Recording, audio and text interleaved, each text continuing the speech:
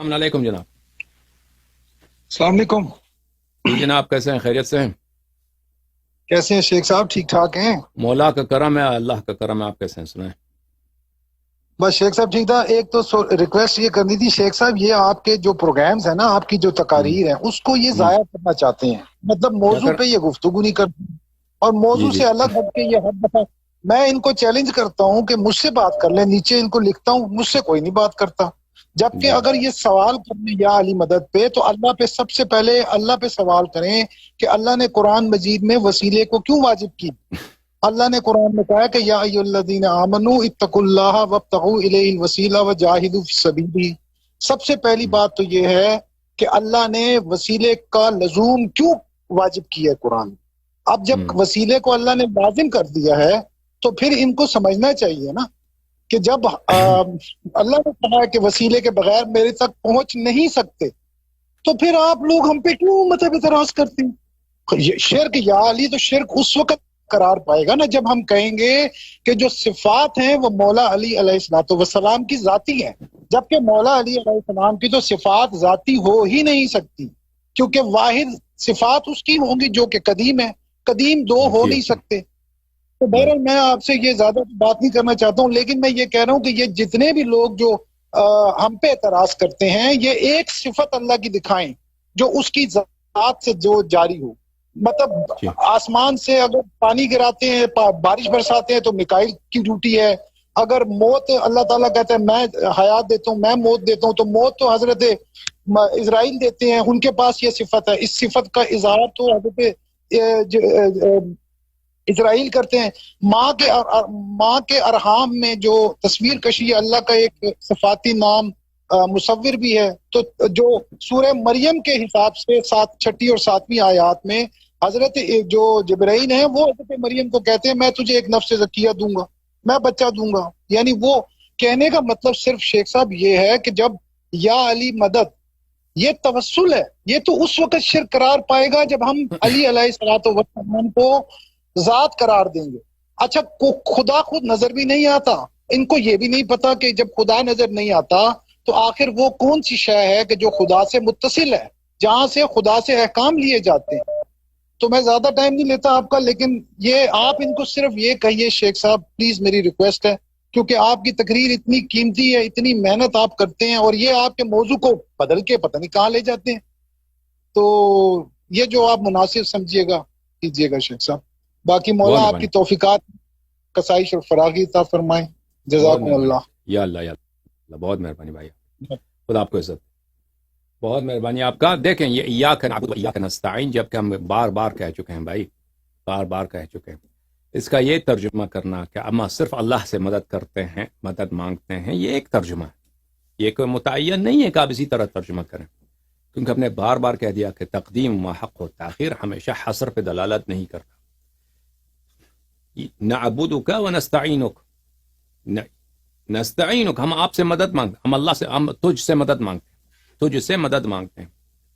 جب اس کو مقدم کیا، ضمیر کو مقدم کیا نستعین پر، نستعینک بن گیا ایاک نستعین، تو جو بڑا عظیم ہے تجھ سے مدد مانگتے ہیں. یہ بھی ایک ترجمہ، یہ کوئی نہیں کہہ سکتا یہ ترجمہ غلط ہے. تو اس لیے اس آیت پہلی بات تو یہ ہے کہ صریح نہیں ہے اس بات پر کہ ہم صرف اللہ سے مدد مانگتے ہیں، اس میں صراحت نہیں ہے. سمجھ میں آئی نا پہلی بات. دوسری بات یہ ہے کہ اگر غیر اللہ سے مدد مانگنا حرام ہو تو آپ دنیا میں رہیں گے کیسے؟ غیر اللہ سے، اگر آیت کا مقصد یہ ہے کہ غیر اللہ سے مدد نہیں مانگ سکتے، شرک ہے، ٹھیک ہے، ٹھیک ہے، پر آپ مجھے دکھاؤ آپ دنیا میں رہو گے کیسے؟ اگر آیت یہی ہے نا، آیت میں تو یہ نہیں ہے کہ اگر غیب میں ہے، پیچھے ہے، سامنے نہیں ہے تو اس سے مدد نہیں مانگ سکتے، یا کوئی اور دوسری آیت میں بھی نہیں ہے، کسی حدیث میں بھی نہیں ہے اس طرح یہ تفصیل کہ اگر سامنے ہے تو مانگ سکتے ہیں، اگر پیچھے ہے غیب میں تو نہیں مانگ سکتے. آیت تو مطلق ہے، دونوں کو صورتوں کو شامل ہوتا ہے، چاہے دنیا میں ہو، چاہے ٹیلی فون پر ہو، پردے کے سامنے ہو، پردے کے پیچھے ہو، یا عالم غیب میں ہو، کسی طرح بھی ان سے مدد نہیں مانگ سکتے نا. پھر تو آیت کا مطلب یہی ہوا، مطلق ہوا. اس کی تفصیل کیوں نہیں بتائی رسول اللہ صلی اللہ علیہ وسلم نے کسی حدیث میں یا کسی دوسرے آیت میں؟ اور 700 سال تک ابن تیمیہ کے آنے تک مسلمانوں کو کیوں نہیں پتا چلا؟ اگر واقعا آیت کا مطلب یہی ہے، کوئی سب بیوقوف تھے، امت کے رسول اللہ صلی اللہ علیہ وسلم کے امتی نہیں تھے، ان کو کیوں نہیں پتا چلا اس آیت کی تفسیر؟ سمجھ میں آ رہے آپ بات آپ کو؟